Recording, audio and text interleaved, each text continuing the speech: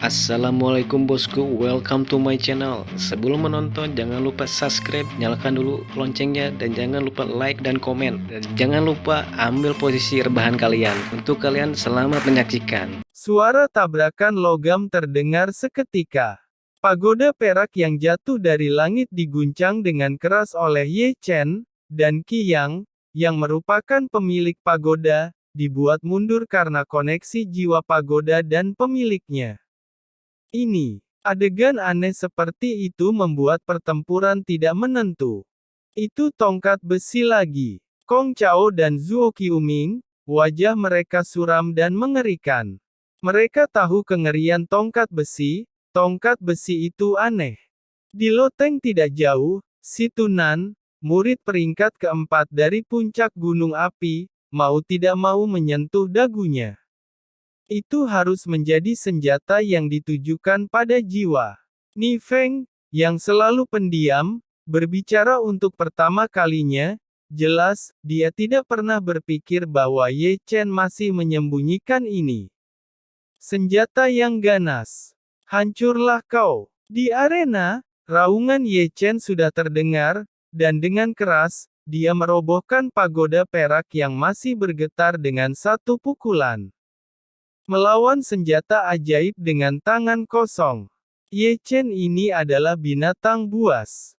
Para penonton dibuat terkejut. Ayo, semua suara kejutan ditutupi oleh raungan Ye Chen berikutnya. Dia membalikkan tangannya dan memasukkan tongkat besi ke peron, dan kemudian, seperti singa liar, menyerang Qiang dengan tangan kosong. Apa? Qiang meraung, dan serangannya adalah segel yang menakutkan. Ye Chen tidak mundur, Ye Chen menyerang dengan satu pukulan, dengan sangat kuat, dan pukulan itu meledakkan serangan Qiang. Qiang dikejutkan oleh muntah darah dan mundur, dan sekali lagi menggunakan keterampilan rahasia. Seperti biasa, Ye Chen dengan santainya, dan setiap serangan Ye Chen membalasnya hanya dengan pukulan, dan perarungan menjadi lebih sengit, dan darahnya naik. Seolah-olah nyala api menyala, Qi yang akan dihancurkan oleh keterampilannya yang kuat setiap kali dia menggunakan keterampilan. Apa? Qi yang meraung dan mengguncang langit. Metode rahasianya digunakan dengan liar, tetapi masih sulit untuk menghentikan serangan Ye Chen. Tinju Ye Chen sepertinya mengandung kekuatan yang kuat. Tidak peduli bagaimana dia melawan, dia tidak bisa mengembalikan kekalahan. Di arena, Qi yang tidak bisa berhenti mundur, dan semburan darah menyembur berturut-turut. Boom! Dengan raungan yang menakutkan, Qi yang mundur, Ye Chen memegang satu tangan dengan erat, dan kemudian membanting Qiang. Melihat gambar ini, banyak orang di tempat kejadian secara tidak sadar menutupi mata mereka, karena itulah keahlian khusus Ye Chen, jatuh. Benar saja, raungan, Qiang, berdarah, dibanting ke atas arena oleh Ye Chen, arena yang keras dihancurkan menjadi lubang berbentuk manusia oleh darah, dan darah berceceran, dan Qiang menutupi kepalanya. Ayo lagi. Ye Chen tidak berhenti, tidak memberi Qiang waktu untuk bereaksi, dan terus membanting Qiang.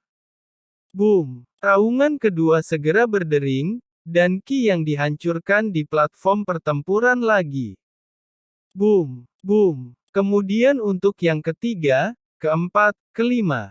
Pada saat ini, tidak hanya di bawah, tetapi bahkan si Tunan, yang tidak jauh dari tempat duduk atas, mata mereka melebar. Adegan ini berdarah. Qiang, yang merupakan murid inti peringkat ke-8 dibuat kalah memalukan tanpa perlawanan. Qi yang dikalahkan. Semua orang membuka mulutnya dan tidak bisa mempercayai pemandangan di depannya. Murid inti peringkat ke-8, dikalahkan oleh Ye Chen anak baru bahkan berada tahap inti manusia. Tiba-tiba suara dentuman padam akibat suara bantingan. Di lubang besar, ada genangan darah, dan Qi yang pingsan terbaring di dalamnya. Ye Chen juga tidak menganggur, dia menggerakkan tangannya ke atas dan ke bawah, dan melemparkan Qi yang pertama. Dia secara sadar menarik liontin bulan sabit yang dikenakan di leher Qiyang, lalu memasukkan tas penyimpanan Qiyang ke dalam pelukannya, dan akhirnya liontin giok di pinggang dan cincin giok di jari juga diambil. Apakah anak ini perampok? Saya melihat berapa banyak orang yang bergerak-gerak di sudut Ye Chen yang sangat terampil. Ye Chen, yang menggeledah Qiyang, menepuk pantatnya dan melompat dari arena, menyelinap pergi di mata semua orang. Segera, seluruh gerbang bagian dalam dan bahkan seluruh sekte Heng Yue meledak dalam kegemparan. Qiyang, yang merupakan murid inti peringkat ke-8, dipukuli sampai hampir mati oleh seorang murid yang baru saja memasuki gerbang dalam, dan bahkan menggunakan senjata ajaibnya sendiri. Tidak hanya para murid, tetapi juga banyak tetua terkejut. Di puncak giok, ketika Chu Xuan-er dan Chu Ling-er mendengar berita itu, mereka tiba-tiba membeku. Pada puncak Jianfeng, Feng Wuji terdiam lama setelah mendengar berita itu. Tetua Pang berkata, "Kamu bisa mengalahkan Qiyang, apakah murid bernama Ye Chen itu iblis jahat?" Ada juga kejutan dari puncak gunung bagian dalam. Tetua Daosuan berkata, sudah kuduga sekte gerbang dalam tidak akan bisa hidup tenang setelah bocah yang bernama Ye Chen ini dating huhu. Di sebelahnya, ada seorang pria parubaya dengan rambut hitam tebal dan mata yang dalam, sosok tinggi dan kuat, sepasang pedang, alis, yang menunjukkan keagungan mereka dengan mengangkat tangan dan kaki. Orang ini adalah ketua sekte Heng Yue, Yang Dingtian. Yang Dingtian berkata, adik Chu Xuan benar-benar menemukan murid yang berbakat. Sebuah kehormatan bagi sekte Heng Yue karena dapat memiliki seorang murid dengan bakat yang luar biasa. Kudengar dia juga salah satu kandidat. Tao Xuan benar-benar memandang Yang Dingtian dengan ragu-ragu. Yang Dingtian mengangguk pelan. Saya meminta adik Chu Xuan untuk memilih murid luar yang memiliki potensi. Itu rencananya. Mungkin si kecil bernama Ye Chen dapat menaklukkan jiwa sang naga kuno. Pada saat ini, Ye Chen, yang menyebabkan badai, bersembunyi di aliran gunung dan menghitung rampasannya. Ketika semua isi di tas penyimpanan Qiyang dituangkan, Ye Chen terkejut dengan isinya. Benda-benda berkilau menumpuk di bukit kecil, dan Ye Chen terpesona oleh pemandangan itu, hanya batu spiritual. Ada lebih dari 1,5 juta. Tuan muda dari keluarga Qi di Xinjiang Selatan memang kaya. Ye Chen menghela nafas, pertandingan ini layak untuk diperjuangkan. Oh, kau rupanya bersembunyi di sini. Ye Chen tidak pernah menyadari bahwa dia penuh dengan orang di belakangnya. Lihatlah lebih dekat, itu Xiong-er, Xie Yun dan Qi Yue.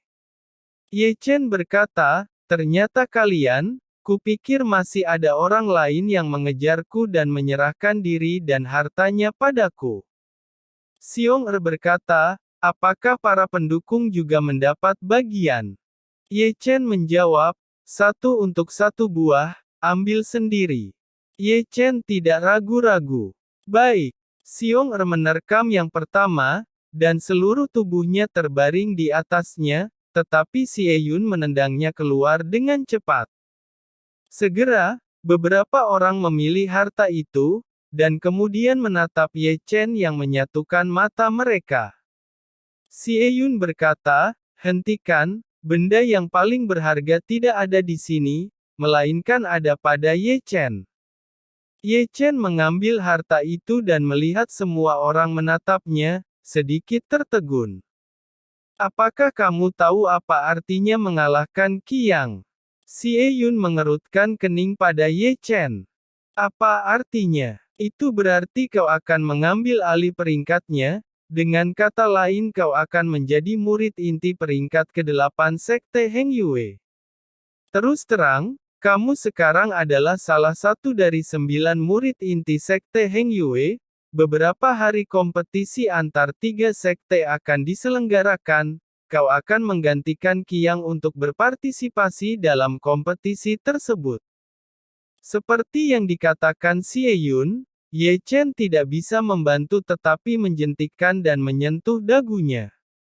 Dan berpikir, Ji Ningsuang juga akan ikut.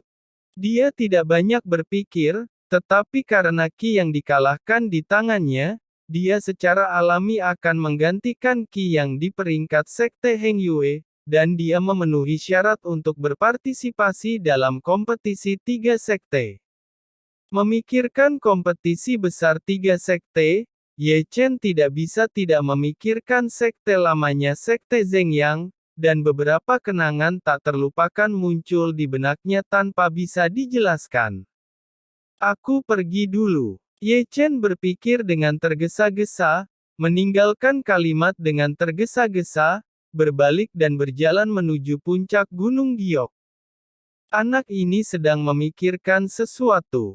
Melihat bagian belakang kepergian Ye Chen, Xie Yun tidak bisa menahan bisikan. Sepanjang perjalanan kembali ke Gunung Giok, Ye Chen pergi ke loteng puncak. Begitu dia memasuki pintu, Ye Chen melihat bahwa selain gurunya Chu Xuan-er di loteng, ada seorang penatua dengan wajah suram. Ye Chen. Melihat Ye Chen masuk, tetua dengan pakaian ungu tiba-tiba berdiri, wajahnya suram, wajahnya seperti es, dan momentumnya yang kuat muncul tiba-tiba. Teror tiba-tiba mengancam Ye Chen dengan kejutan dan hampir hancur ke tanah. Apa kau tidak menganggap keberadaanku? Suara dingin terdengar, Chu Xuan-er berdiri, dan momentum mengerikan muncul, dan Chu Xuan-er memblokir serangan paksaan yang menyerang Ye Chen. Tetua Geking berkata, Saudari Chu, Ye Chen telah menghajar muridku, Qiang hingga terluka parah, jangan bilang kau berniat melindunginya. Begitu komentar ini keluar, Ye Chen bisa mengerti bahwa tetua berbaju ungu ini adalah guru Qiang, Geking. Dia sangat marah sehingga dia menembaknya karena pertarungan di arena Feng Yun belum lama ini. Chu Xuan-er mencibir, terluka dalam pertarungan di arena adalah hal yang sangat wajar, serangan Ye Chen pada Qiang memang terlalu kuat, namun muridku ini menang dengan sportif, kakak seperguruan tidak perlu semarah ini bukan? Geking terdiam dengan kata-kata Chu Xuan-er. Geking berkata dengan marah, apa hanya terluka? Tuan muda dari keluarga Qi dihajar hingga hampir tidak dapat bangun lagi. Adik seperguruan Chu, kau harus mempertanggungjawabkannya padaku dan keluarga Qi. Chu Xuan-er menjawab, boleh saja, jika keluarga Qi ingin pertanggungjawaban, suruh saja pemimpin keluarga Qi datang sendiri menemuiku, tapi mengenai kau kakak seperguruan, aku tidak perlu bertanggung jawab padamu. Selain itu, kuperingatkan kau, jika kau berani menyentuh muridku lagi, akan kupastikan kau tidak dapat bernafas lagi. Geking mukanya sangat suram untuk kedua kalinya. Selain itu, Ye Chen sedikit linglung. Dia tidak pernah memikirkan gurunya, dan Ye Chen memiliki guru yang begitu kuat. Baginya, Ye Chen tidak ragu untuk membuat masalah dengan keluarga Geking dan Qi. Ye Chen, antarkan tamu kita, kata Chu Xuan-er dengan tajam. Ye Chen mengerti, menatap Geking, mengulurkan tangannya dan menunjuk keluar. Tetua silahkan pergi.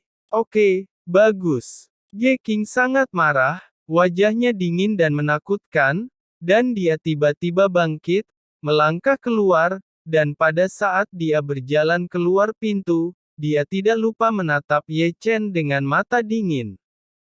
Setelah mengirim Geking pergi, Ye Chen segera berbalik dan menatap Chu Xuan-er dengan senyum di wajahnya. Guru, aku baru sadar, kau begitu mempesona saat guru lagi marah. Wah, kamu punya keberanian. Chu Xuan memandang Ye Chen sambil tersenyum dan berkata, apakah kamu ingin dipukuli? Aku seharusnya tidak membiarkanmu turun gunung. Dasar kau ini, setiap kali kau turun gunung, kau pasti saja menimbulkan banyak masalah. Jika kau telah mencapai puncak tertinggi kultivasi, seberapa besar kekacauan yang akan kau sebabkan? Ye Chen menjawab, hehe, aku hanya ingin menyelesaikan semua masalah sekaligus, jadi mereka tidak perlu mencariku untuk bertarung setiap hari. Kata-kata Ye Chen benar-benar menghibur Chu Xuan. Namun, dia terkejut dari lubuk hatinya tentang rekor Ye Chen hari ini. Ye Chen, yang telah mengalami petaka surgawi, benar-benar tidak bisa menandingi kekuatannya. Bahkan Qi Yang, yang merupakan peringkat ke-8, dikalahkan. Chu Xuan melirik Ye Chen. Juga, istirahatlah yang baik hari ini dan aku akan punya tugas untukmu besok. Tugas? Tugas apa? Ye Chen menatap Chu Xuan dengan ragu. Besok kamu akan tahu. Ye Chen menjawab dan keluar dari loteng. Setelah Ye Chen pergi, Chu Xuan duduk di kursi dan menggosok alisnya dengan keras. Murid yang sangat merepotkan sehingga dia ditakdirkan untuk tidak terlalu damai di masa depan. Di luar pintu, Chu Ling masuk dan berbaring dari pintu. Kakak, aku baru saja mendengar anak laki-laki itu berkata kakak ingin membiarkan dia keluar besok untuk melakukan tugas itu. Pada titik ini, kemana kakak ingin mengirimnya? Tapi beberapa hari lagi kompetisi 3 sekte akan segera dilaksanakan. Memangnya hal apa yang lebih penting dibandingkan dengan kompetisi itu? Chu Xuan menjawab, Kaisar Kerajaan Zhao, meminta sekte Heng Yue melakukan penyelidikan atas terjadinya kasus pembunuhan tanpa kepala belakangan ini. Kabarnya pelaku menggunakan sihir kegelapan. Chu Ling berkata, ada banyak orang di sekte Heng Yue, kakak tidak perlu mengirim Ye Chen. Chu Ling masih menatap Chu Xuan dengan bingung. Dia mengalahkan Qi Yang, dan tentu saja dia adalah salah satu dari 9 murid sejati Heng Yue, dia akan mengambil bagian dalam kompetisi ketiga sekte, pada saat itu, dia tidak akan kembali untuk melakukannya. Apa kakak sengaja bersungguh-sungguh, dan kakak tidak ingin Ye Chen berpartisipasi dalam kompetisi 3 sekte? Chu Ling memandang Chu Xuan dengan ragu-ragu. Kamu hampir benar. Chu Xuan tertawa. Ada 2 alasan. Yang pertama, Ye Chen memang memiliki kualifikasi untuk berpartisipasi dalam kompetisi, tetapi itu tidak berarti dia harus berpartisipasi. Sekte Zheng yang memiliki tubuh roh mistik. Tidak peduli siapapun yang menjadi perwakilan sekte Heng Yue nanti, hasil akhirnya tidak akan bisa diubah, sekte Heng Yue pasti akan kalah. Alasan kedua, saat ini sekte Zheng Yang dan sekte Qing Yun sama sekali tidak tahu, kelak Ye Chen mungkin bisa menjadi satu-satunya orang yang dapat menjadi lawan yang imbang bagi kultivator tubuh roh mistik, atau dengan kata lain, Ye Chen adalah masa depan sekte Heng Yue. Begitu kemampuan Ye Chen yang luar biasa itu terkuak, coba kau tebak, mereka akan mencoba membunuhnya atau malah merekrutnya. Chu Ling menggaruk kepalanya, begitu rupanya rencana kakak, aku tidak berpikir sampai sejauh itu. Tentu saja, sebagai seorang guru, aku juga ingin dia mengenal dunia luar. Chu Xuan membisikkan senyum, jadi, aku akan menugaskan tugas ini kepadanya. Jadi, jika dia dapat kembali sebelum kompetisi 3 sekte dimulai, aku akan menyuruhnya untuk berpartisipasi. Jika dia tidak dapat kembali sebelum kompetisi dilaksanakan, setidaknya dia telah berlatih dan mendapatkan pengalaman baru.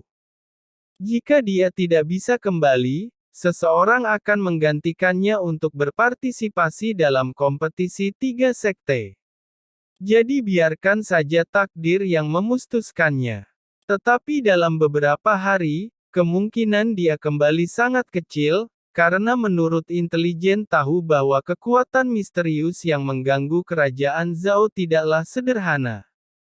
Chuling berkata, kalau begitu apakah kakak tidak khawatir Ye Chen akan terbunuh oleh kultivator yang lebih hebat?